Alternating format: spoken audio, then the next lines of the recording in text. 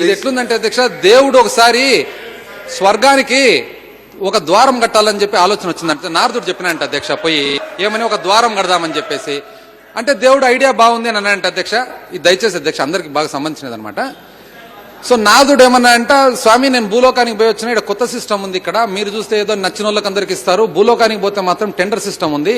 ఏమి tender system అని అంటే అధ్యక్ష దేవుడు అంటే టెండర్ సిస్టమ్ అంటే quality work at less price. So దేవుడు ఉండి ఓకే చేయండి అన్నానంట అధ్యక్ష.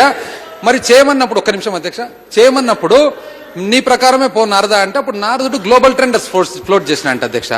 ఫ్లోట్ చేస్తే సింగపూరు, జపాన్, మరి మన ఆంధ్ర కంపెనీ 3 కంపెనీలు పోయినాయంట అధ్యక్ష. అక్కడికి పోయిన తర్వాత సింగపూర్ వాళ్ళను మీరు ఎంత కడతారంటే $3,000.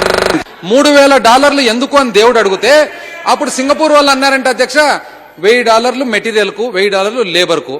మరి అప్పుడు దేవుడు అడిగినా అంట, 2 బాగానే ఉంది, ఇంకా సరిపోయి అమాయకుడు కదా అధ్యక్ష దేవుడు, మళ్ళీ ఇంకో 1,000 ఎందుకు అంటే అది నేను ఇంత కష్టపడి ఇంత దూరం వచ్చిన దానికి అన్నాయంట అధ్యక్ష. రైట్, బాగుంది. జపాన్ వాళ్ళు పోయినారంట అధ్యక్ష, వాళ్ళు ఎందుకు 6,000 అని దేవుడు అడిగితే 2,000, 2,000, 2,000 అన్నాయంట అధ్యక్ష. ఎందుకు నీకు 2,000 సింగపూర్ వాడు 3K చేస్తానన్నాడు కదా అంటే నాది బెటర్ క్వాలిటీ కదా, అందుకని 2,000 మెటీరియల్ కు, 2,000 లేబర్ కు, 2,000 నా మార్జిన్ అని.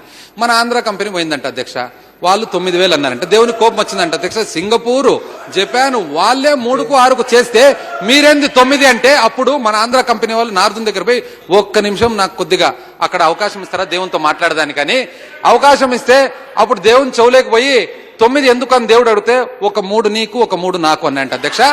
మరి కట్టేదేవరని అడిగితే సింగపూర్ వాడు ఎట్లా 3,000 కడతానన్నాడు కదా, ఆయనతో కట్టిద్దాంలేనన్నాడంట అధ్యక్ష.